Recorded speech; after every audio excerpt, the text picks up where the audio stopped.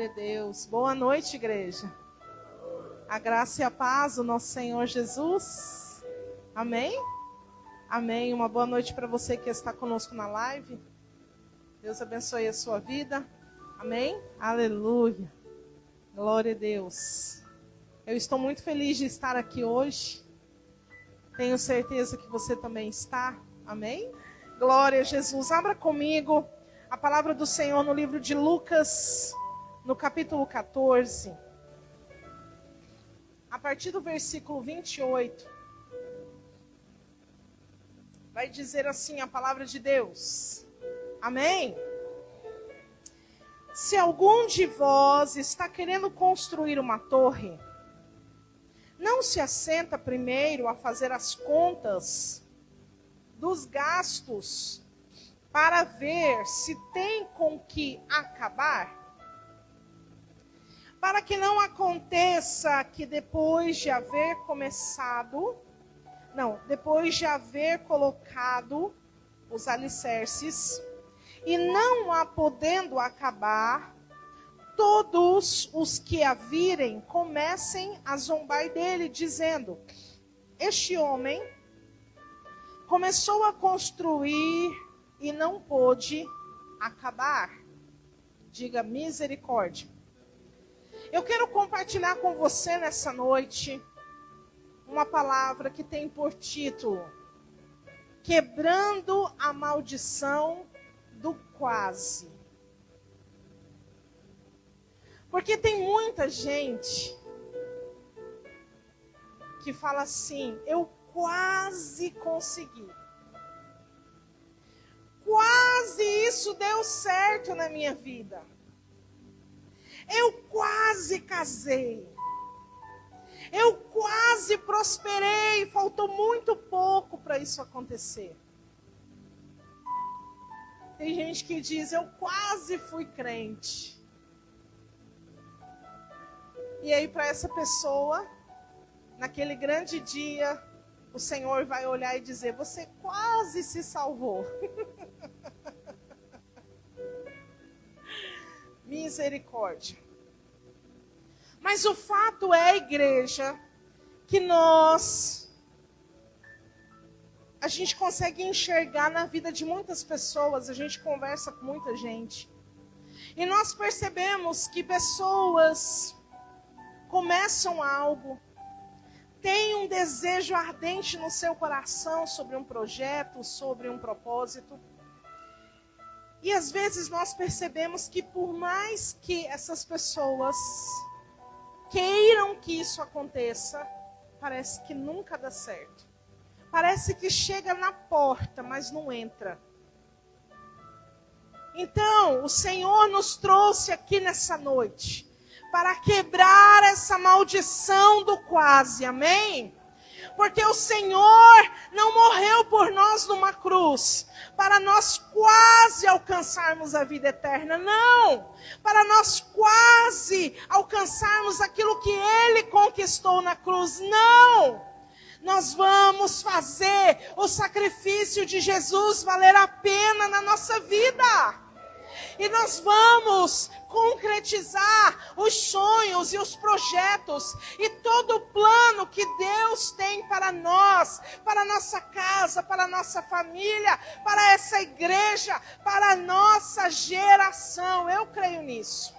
Tem alguém comigo? Aleluia! Você quer ver uma coisa? Nós estamos quase no final de um ano. E se você pegar uma lista que você fez lá em janeiro, você vai perceber que tem muita coisa dessa lista que foi, ficando para trás. Foi igual eu estou falando que eu vou fazer academia. Eu estou desde janeiro falando, mês que vem eu vou lá fazer a matrícula. A gente até foi. A gente fez 2 semanas. Né, amor? Aí nós estamos falando assim, amanhã a gente vai. Vamos, amor, amanhã?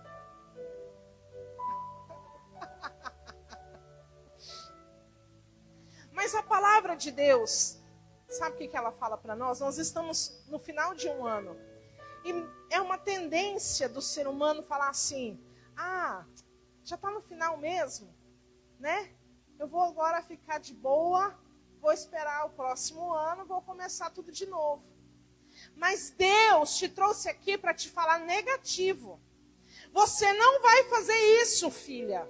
Ele te trouxe aqui para te dizer, filho, você não ouviu a minha palavra que diz lá em Eclesiastes, no capítulo 7, no versículo 8, que diz que o final das coisas é melhor do que o começo delas? Amém? Amado, se você crer, se você se posicionar, Deus pode fazer uma reviravolta na sua vida, que esses últimos dias de 2024 podem ser mais maravilhosos do que o início desse ano, amém? Aleluia! Eu creio nisso, e eu profetizo isso sobre a sua vida. Essa maldição do quase está sendo quebrada das nossas vidas nessa noite, em nome de Jesus. E nós vamos conhecer a história de um homem que ele quase foi um dos maiores profetas de Israel. Abre comigo lá em 1 Reis, capítulo 13. No primeiro livro dos Reis, no capítulo 13.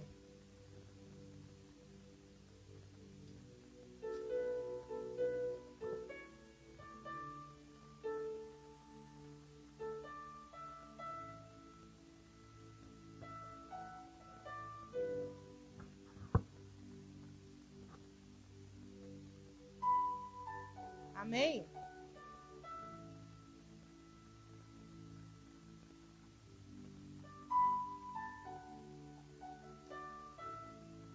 Vamos ler o final da vida desse profeta para você entender o quão ele quase alcançou aquilo que Deus tinha para ele. Versículo 26.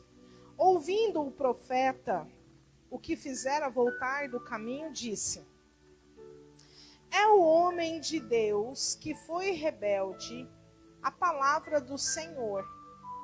O Senhor o entregou ao leão, que o despedaçou e matou, segundo a palavra que o Senhor lhe havia dito. Disse a seus filhos: selai-me o jumento. Eles o selaram. Ele se foi, e o jumento e o leão parados perto do cadáver.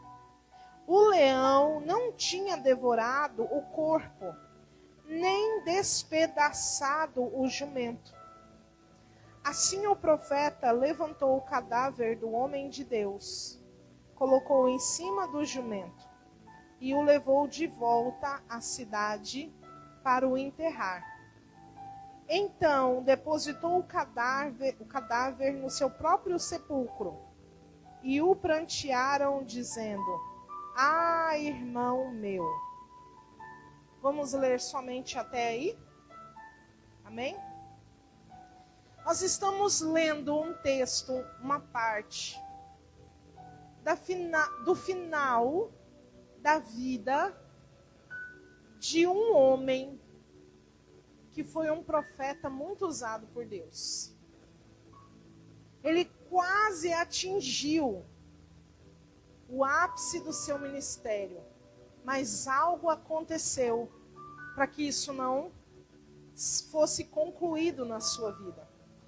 Eu preciso explicar para você o contexto dessa história para você compreender a dimensão disso que nós estamos falando. Amém? E o que acontece aqui, amados, é que depois do rei Salomão, o reino de Israel foi dividido. Tá? O filho do rei Salomão, chamado Roboão, ele ficou com a parte do sul. E ali com ele ficaram duas tribos. Eu não vou explicar o motivo disso, porque senão a gente vai demorar muito. Eu só vou explicar o que aconteceu. Amém? E teve um outro general do exército que tinha ido para o Egito se esconder e depois voltou, chamado Jeroboão. Ele ficou com o reino do norte, com 10 tribos. Então todo o reino era de 12 tribos, se dividiu, Jeroboão ficou com 10 tribos e Roboão ficou com 2 tribos, certo? Por isso que você vai ler na Bíblia, reino do norte, reino do sul. Quando você lê a Bíblia e você vê isso, é porque você está lendo essa divisão do reino. Compreenderam? Amém? E o que acontece no capítulo 12, né? Nós lemos o 13. O que acontece no capítulo 12? Esse rei Jeroboão, que ficou com as 10 tribos, ele pensou o seguinte: eu não posso deixar o povo ir para Jerusalém para as festas, para adorar a Deus ali. Porque quando o povo começar a descer para Jerusalém, pode ser que o coração deles seja roubado e eles deixem de me seguir. Então ele pensou algo: vamos tratar de fazer algo aqui mesmo em Betel, para que o povo não tenha que descer para Jerusalém. O que a cabeça brilhante dele vai pensar? Vamos edificar 2 bezerros de ouro, vamos colocar um em Betel, outro em Dan, e vamos dizer assim para o povo: vocês não precisam mais descer a Jerusalém para adorar a Deus. Adorem a Deus aqui mesmo. Olha só, esse é o Deus que tirou vocês da terra do Egito. Então vocês podem adorar aqui, que vai ficar tudo bem. E vocês acham mesmo que Deus ia permitir isso? O que vai acontecer? Ele faz então esses 2 altares. O vento hoje está me dando trabalho, gente. Ô, glória. Não, pode deixar, não. É o de cima. É o de cima. O que vai acontecer? Quando ele estava lá na cerimônia de inauguração daqueles bezerros de ouro, o bezerro que estava em Betel, ele ia inaugurar, ele já tinha feito os sacrifícios, e ali ele ia fazer agora, na frente de todo o povo, para que o povo ficasse maravilhado com aquilo que ele estava fazendo. Só que ele se esqueceu que Deus tem os seus profetas. Ele se esqueceu de que de Deus ninguém zomba. Ele se esqueceu de que aquele povo não era dele. Aquele povo pertencia ao Senhor Deus. Amém? A Bíblia vai dizer então, no início do capítulo 13, vai dizer assim: por ordem do Senhor, um homem de Deus veio de Judá a Belém, quando Jeroboão estava junto ao altar para queimar incenso. E o homem, quando ele é cheio de Deus, um profeta, quando ele é cheio de Deus, ele não se preocupa em quebrar protocolo. Ele não fica preocupado se ele vai agradar os ricos e poderosos. Quando o homem, o profeta, está cheio de Deus, ele tem a ousadia do Espírito de dizer o que precisa ser dito, sem se preocupar o que vão pensar dele. Amém? E aí, aquele homem de Deus vai chegar diante do altar. Ele não vai nem olhar para o rei. Olha o que ele vai dizer. Ele vai dizer assim: altar, altar, vai levantar um descendente da tribo de Davi, da família de Davi, chamado Josias, que vai queimar tudo, vai destruir tudo. E esse incenso que está sendo colocado aí vai servir para queimar os ossos daqueles que estão adorando outros deuses. Uau! Ou seja, naquela hora ele causou um tumulto. E a Bíblia vai dizer então que o rei Jeroboão naquela hora estende a mão para dizer assim, ó, prendam esse homem. E quando ele estende a mão para dizer prendam esse homem, a Bíblia vai dizer que o braço dele se seca e ele não consegue mais recolher o braço. Consegue imaginar isso? Olha o tumulto que está acontecendo. Sabe o que eu quero? Eu quero aproveitar esse momento para te dizer algo. Tem gente que parece que quer te estender a mão, mas na verdade ela quer te apontar o dedo e dizer que seja destruído, que caia, que fracasse, que fique na derrota. Você pensa às vezes que a pessoa está te estendendo a mão para te ajudar, mas ela, na verdade, a intenção dela é outra. E Deus me trouxe aqui para te falar algo. Ele vai secar o braço de todo aquele que tiver essa intenção sobre a sua vida. Por quê? Porque são palavras de maldição que não pode prosperar. A palavra de Deus diz que a maldição sem causa, ela não encontra pouso. Amém? Glória a Deus. Então naquela hora, a mão do rei que estava estendida para amaldiçoar, secou. E o rei ficou tão desesperado que ele disse para o homem de Deus, se você é mesmo homem de Deus, ora para o teu Deus para ele me curar. E a Bíblia diz que naquela hora ele orou e a mão do rei ficou sarada, voltou ao normal. Agora preste atenção nisso aqui. Na hora que o rei viu isso, ele pensou, então, na verdade, você é homem de Deus mesmo. Você não quer vir comigo para o palácio? Eu posso te recompensar. Vamos comigo para o palácio, porque lá eu vou te servir um banquete. Vamos comigo que eu vou te dar o que você quiser. Eu vou te recompensar. E naquela hora, de maneira muito ousada, aquele homem de Deus vai dizer, negativo, Deus me mandou vir aqui, profetizar o que eu tenho que profetizar, e não é para eu comer nada, não é para eu beber nada, e é para eu voltar ainda por um caminho de onde eu não vim. Tipo, ele veio por um caminho, ele tinha que fazer outro caminho para voltar. E aí você olha para esse homem e você diz, uau, realmente é um homem de Deus. Pensa bem, a Bíblia nem cita o nome dele, só diz que ele era um homem de Deus.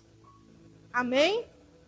A Bíblia diz que naquele mesmo dia teve um sinal da profecia dele. Porque homem de Deus, que é homem de Deus, aquilo que sai da sua boca se cumpre. Amém? Homem de Deus não fica dando profetada. Homem de Deus, a profecia do homem e da mulher de Deus é específica.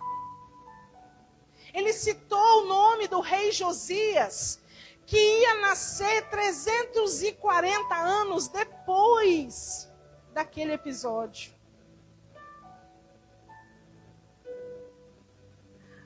E aí, amados, naquele mesmo dia, ele falou assim, e para que vocês acreditem, esse altar vai ser rachado. E foi o que aconteceu. Amém? E ainda mais, ele teve uma experiência tão poderosa naquele momento. Imagina você. Você consegue se imaginar nessa situação?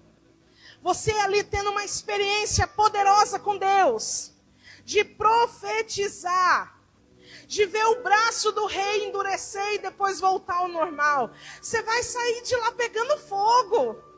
Você vai sair de lá enfrentando, se aparecer demônio na sua frente, você sai enfrentando os capeta tudo, é ou não é? Porque você sai de lá com muita convicção. E ele teve toda essa convicção de falar para o rei: não vou aceitar a tua oferta, ó rei, porque a tua oferta é manjar de demônio. Amém?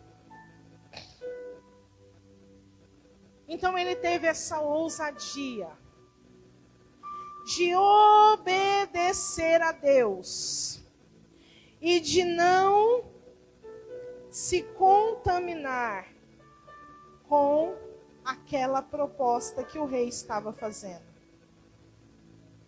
Ou seja, ele tinha todo o potencial para ser um grande homem de Deus. Sim ou não? Sim ou não, igreja? Sim. Mas olha só o que vai acontecer com ele. Vamos ler agora, a partir do versículo 10.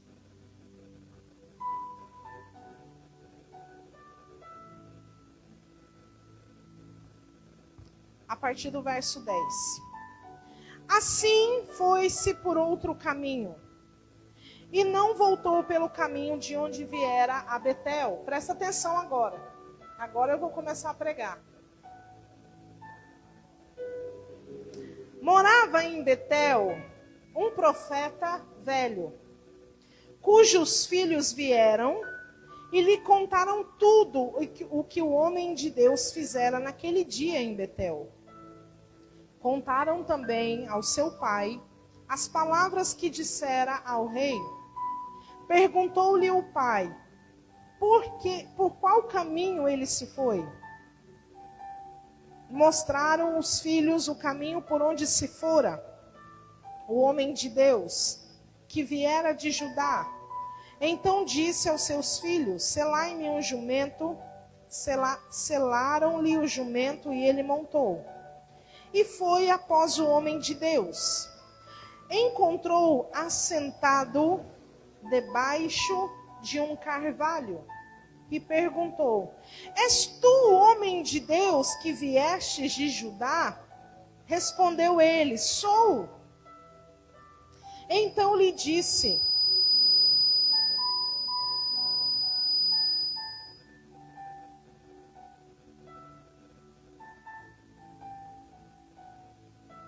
glória a Deus. Verso 15. Então lhe disse: vem comigo à minha casa e come pão. Disse o homem de Deus: não posso voltar contigo, nem entrar contigo, tampouco comer pão, nem beber água contigo neste lugar. Foi-me dado pela palavra do Senhor: ali não comerás pão, nem beberás água, nem voltarás pelo caminho por onde foste. Respondeu-lhe ele: também sou profeta como tu. E um anjo me disse, por ordem do Senhor: faze-o voltar comigo à tua casa, para que coma pão e beba água. Mas ele estava mentindo. Então ele voltou, comeu pão em sua casa e bebeu água. Estando eles à mesa, veio a palavra do Senhor ao profeta que o tinha feito voltar, e clamou ao homem de Deus que viera de Judá: assim diz o Senhor, porque fostes rebelde à palavra do Senhor, e não guardaste o mandamento que o Senhor, o teu Deus, te mandara, antes voltaste comestes pão e bebeste água no lugar que te dissera, não comerás pão, nem beberás água, o teu cadáver não entrará no sepulcro dos seus pais. Diga assim comigo, misericórdia.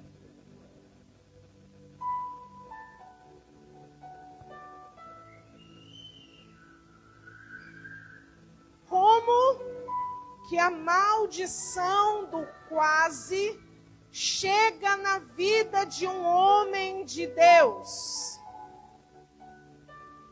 Era um homem de Deus, sim ou não, gente?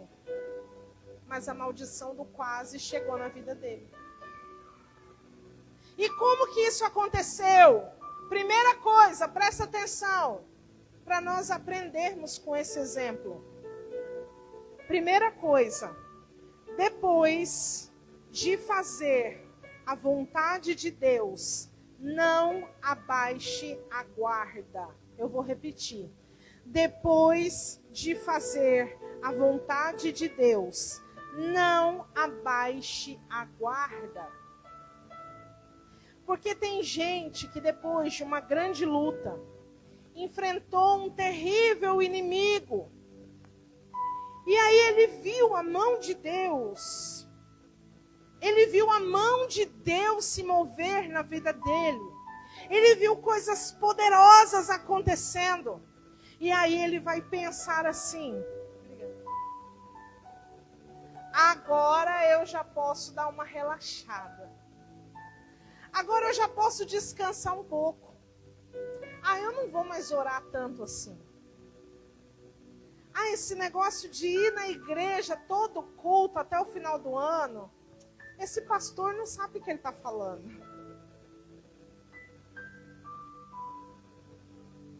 Você entende que nós estamos numa guerra? O culto foi iniciado hoje com uma declaração: santificai uma guerra. Soldado que abaixa a guarda no meio da guerra se torna uma presa fácil para o inimigo. Ele não tinha que ter parado para descansar debaixo daquele carvalho. Porque a missão dele só estaria concluída a hora que ele voltasse para Jerusalém. Então, a maldição do quase, ela começa assim. Quando uma pessoa se esforça no início, ela faz tudo certo, mas aí as coisas começam a acontecer, ela já fala: eu vou dar uma relaxada. Não precisa ser tão assim, eu não preciso ser tão crente assim. É aí que a maldição do quase começa a entrar. Porque esse profeta velho que vai aparecer, ele representa a religiosidade.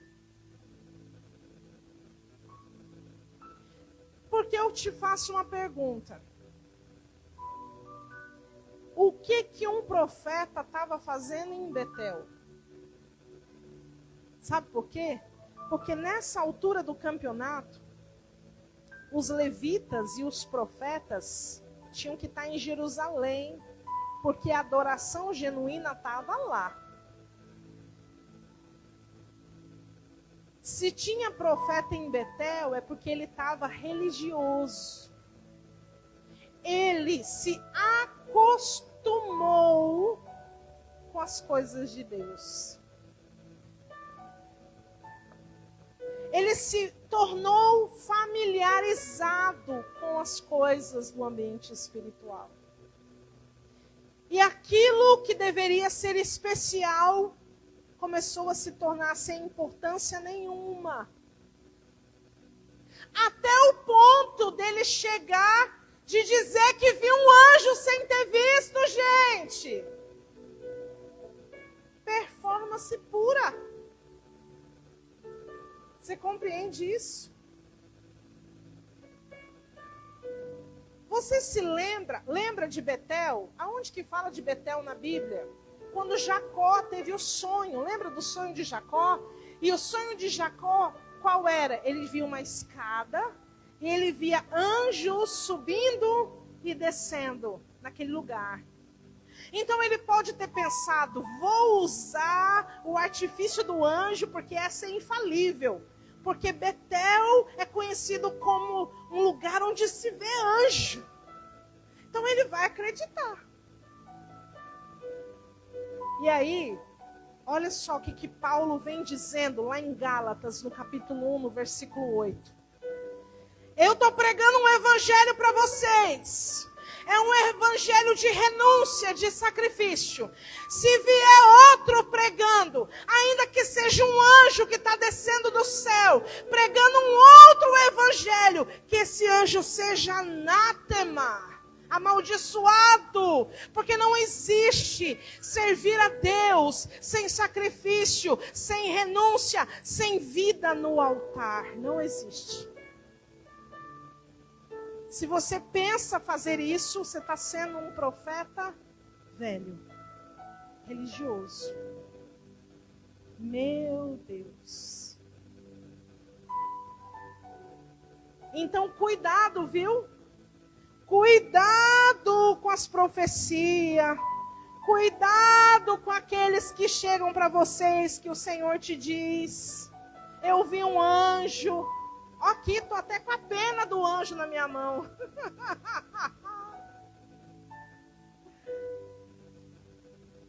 Meu Deus.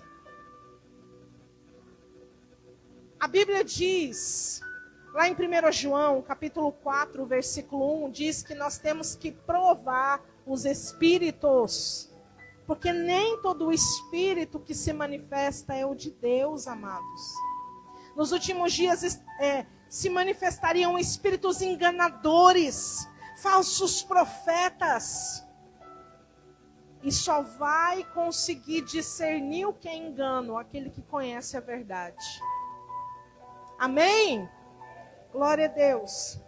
A segunda coisa que faz a maldição do quase se instalar nas nossas vidas: não negocie aquilo que é inegociável. O que é precioso para você? O que mais é de valor na sua vida? Não negocie isso. Seus princípios, aquilo que você crê, a sua convicção de fé, não negocie isso.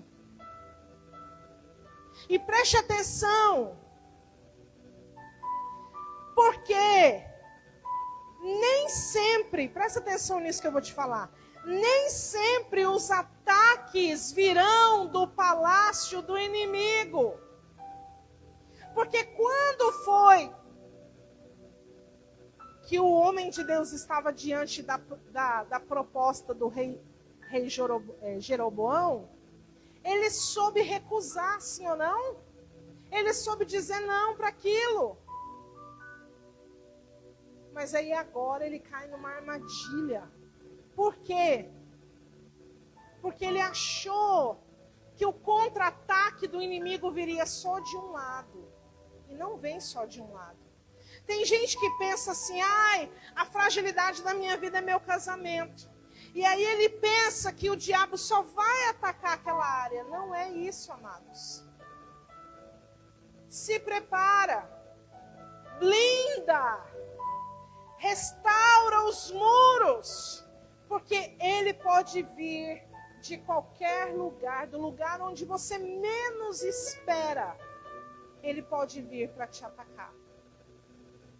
E você precisa estar preparado para renunciar. Porque ele sempre vai chegar com uma proposta que parece ser a melhor proposta do mundo naquele momento. Imagina aquele homem de Deus. Estava sem comer e sem beber nada, cansado. Apareceu um falando que o anjo disse que era para ele voltar. Uau, é de Deus. Bora lá. Não é não, gente? E aí, a terceira e última coisa.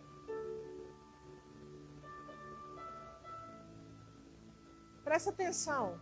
Deus, Ele não se engana.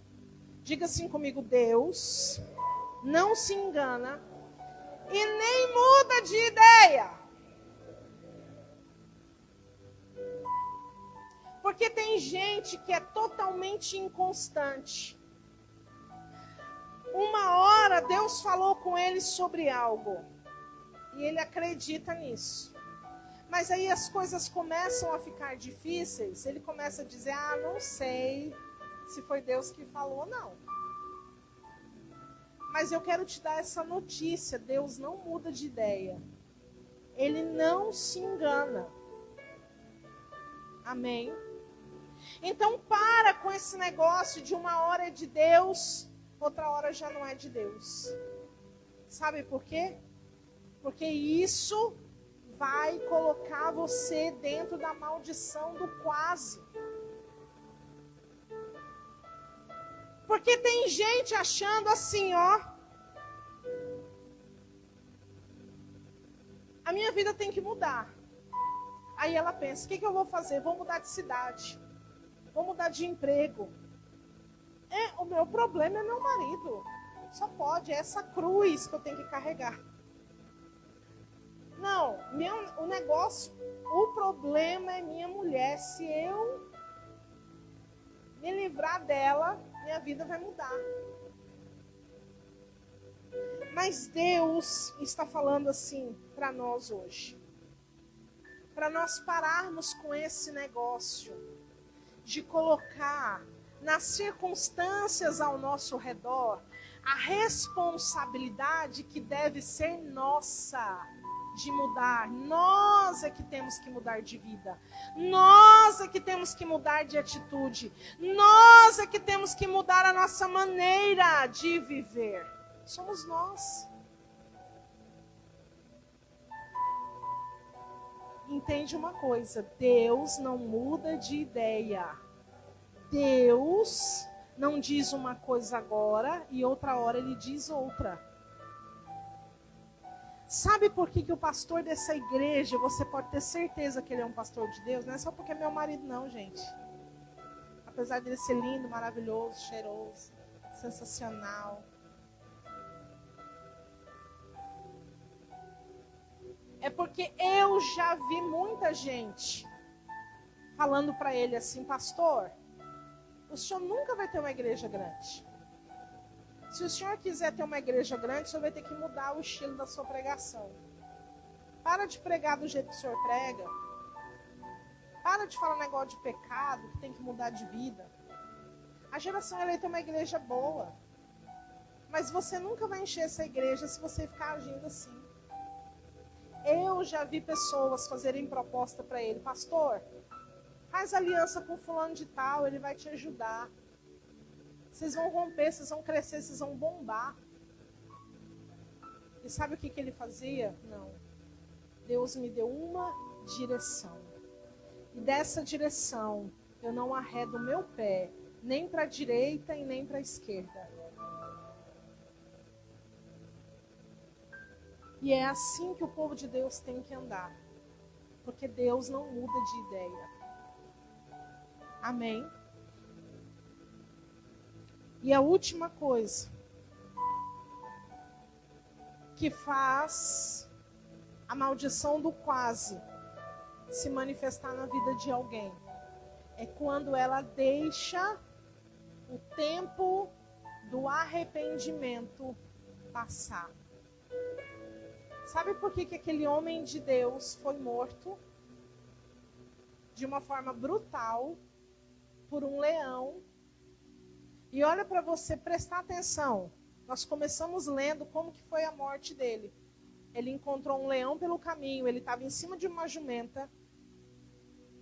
Ele encontrou um leão pelo caminho. O leão preferiu matar ele do que comer o jumento. Porque o jumento tem mais carne, tem ou não tem, gente? Estava deixando bem claro que a morte dele estava sendo causada pela sua desobediência. Porque o normal seria o leão devorar o jumento, e não o profeta.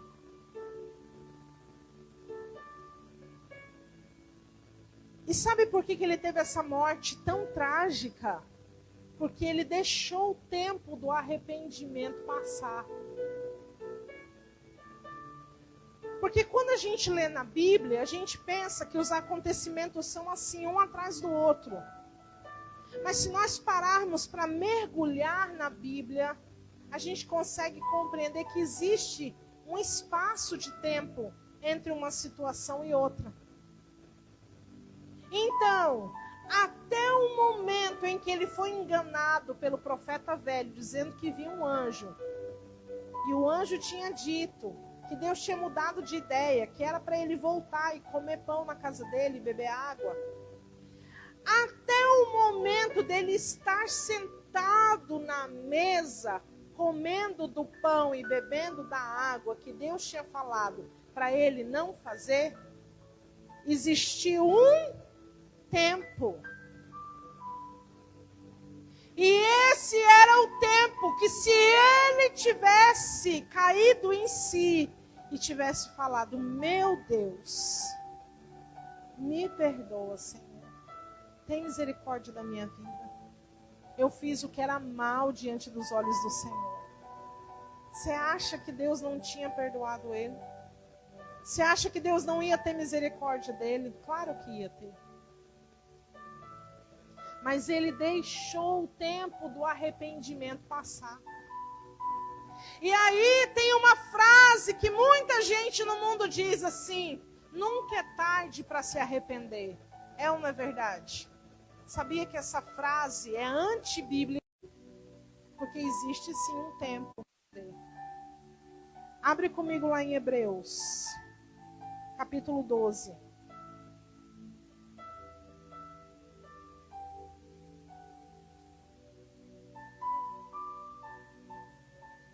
Quem achou? Glória a Deus.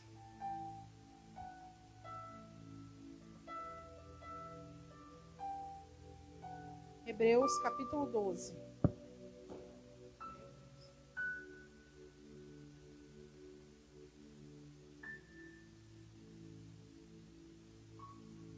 Versículo 14 diz assim, ó: segui a paz com todos e a santificação, pois sem a santificação ninguém verá o Senhor. Tende cuidado de que ninguém se prive da graça de Deus, e de que nenhuma raiz de amargura brotando vos perturbe, e por ela muitos se contaminem. Olha o versículo 16.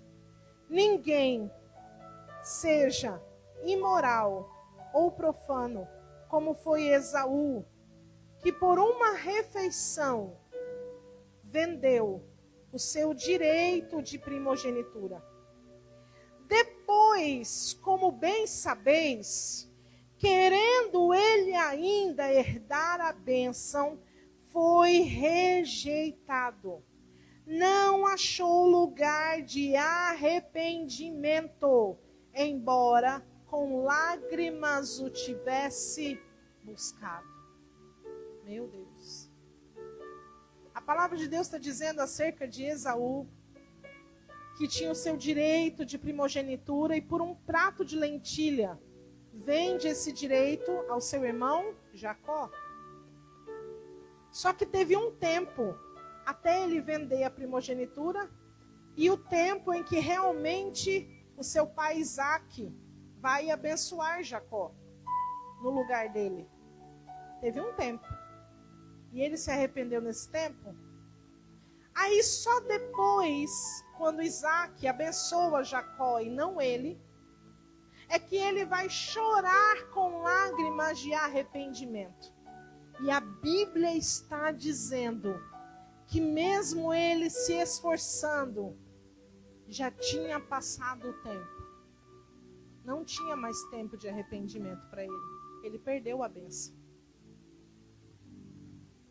Então, amados, sabe, a maldição do quase, ela acontece Porque as pessoas não vão se dando conta dos seus erros. E vai deixando a vida correr. Não faça isso. Se você percebe que na sua vida algo não está acontecendo, algo está travado, algo está dando errado, você tem que pensar o seguinte: Deus nunca erra. Amém? Então, se tem alguma coisa dando errado, sou eu que estou fazendo algo de errado, não é Deus. Não é Deus que está me deixando de abençoar. Não é Deus que está deixando de cumprir a promessa. Sou eu que preciso consertar alguma área da minha vida. Compreende isso? Então, hoje é o tempo do arrependimento. O Senhor me mostra. Deus, será que eu sou uma pessoa grossa? Porque às vezes a gente é grosso e a gente nem percebe. A gente já se acostumou com isso. E a gente acha que, meu jeito é assim. E aí a pessoa, ela não consegue ter bons relacionamentos. E aí ela começa a pensar que o problema é com todo mundo, menos com ela. Não é? Às vezes, a pessoa é uma pessoa preguiçosa. Aí ela não para em serviço nenhum. E aí quando ela vai conversar, ela diz o quê? As pessoas que não me dão oportunidade. Você compreende que Deus está falando, alinha a sua vida, meu filho, eu tenho o melhor para você, mas alinha a sua vida. E para a gente poder encerrar, Hebreus capítulo 10, você está no 12? Volta, capítulo 10.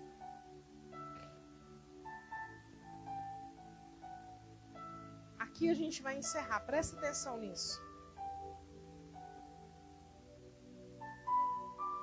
Hebreus, capítulo 10, versículo 36, diz assim: necessitais de perseverança, porque depois de haver desfeito a vontade de Deus, alcanceis a promessa. Não se alcança a promessa antes de fazer a vontade de Deus, igreja. A ordem é ao contrário. Primeiro você faz a vontade de Deus. E depois você alcança a promessa. Só que tem um detalhe. A Bíblia está dizendo que a gente vai precisar de perseverança. Sabe o que isso significa? Que a promessa de Deus não é Pix, que é imediatamente depositada na sua conta. Você faz a vontade de Deus hoje, mas vai existir um momento, um período da promessa se cumprir na sua vida. E é por isso que você precisa de perseverança.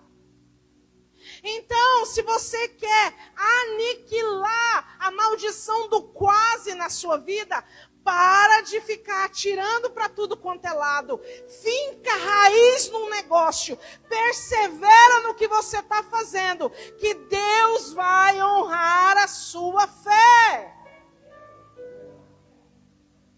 Amém? Porque tem muita gente que é assim. Ela começa uma coisa, mas aí não dá certo, ela vai para outra. Aí ela começa aquele negócio, entendeu? Ela não persevera. E a palavra de Deus está falando que nós precisamos perseverar. Agora, olha isso aqui. Versículo 37. Pois ainda em pouco tempo aquele que há de vir virá, não tardará. Meu justo, porém, viverá da fé. Olha o restante do versículo. Se ele recuar, a minha alma não tem prazer nele.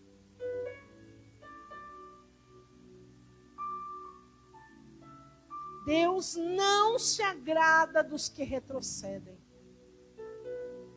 Deus não se agrada dos que desistem pelo meio do caminho. Deus não se agrada daqueles que abrem mão da promessa que Ele deu por causa das dificuldades da vida. Deus não se agrada. Agora olha o verso 39. Nós, porém, não somos daqueles que retrocedem para a perdição, mas daqueles que creem para a conservação da alma. Amém? E eu quero te chamar a atenção para isso, porque durante todo o texto que nós acabamos de ler, o autor de Hebreus, ele fala no singular, ele fala em uma pessoa, mas quando ele vai falar daqueles que não retrocedem, ele está falando de um povo que anda em unidade, que caminha junto, que avança junto, que está um do lado do outro, para quando um quiser ter a vontade de desistir, o outro fala assim, você não vai desistir, porque nós estamos juntos. É por isso que nós estamos nessa campanha. Porque nós não somos daqueles que retrocedem. Nós andamos em unidade. E essa pessoa que está aí do seu lado, Deus está colocando ela do seu lado, para a hora que você tiver vontade de desanimar, de desistir, de largar a mão de tudo, essa pessoa vai dizer, segura na minha mão, não desiste não, nós estamos juntos. Porque nós não somos daqueles que retrocedem. Nós não somos daqueles que retrocedem. Eu encerro essa palavra dizendo algo. O homem e a mulher de Deus é aquele que vai um pouco além de onde as pessoas normais desistem. Vou repetir. O homem e a mulher de Deus são aqueles que vão um pouco mais além de onde as pessoas normais desistem. Nós não somos daqueles que retrocedem. Você não é da geração do quase. Você é da geração que entra. Você é da geração que cumpre. Você é da geração que chega até o final. Esse é o ano do reconhecimento. Amém? Sabe o que eu enxergo quando eu ouço isso? Eu enxergo como se fosse uma estrada, e no final dessa estrada uma faixa dizendo linha de chegada. E aqueles que são reconhecidos são aqueles que cruzam essa linha de chegada. São aqueles que não ficaram pelo meio do caminho. Amém? Então, se você entrou aqui hoje, passando a luta que você está passando, eu posso entender que não é fácil. Mas Deus não te chamou para o quase. Você não vai quase conseguir, você vai conseguir. Você não é daqueles que quase vencem, você é daqueles que vencem. Você não é daqueles que quase são vitoriosos, você é daqueles que são vitoriosos. Porque Jesus conquistou isso para nós naquela cruz. Amém? Vamos ficar de pé, em nome de Jesus.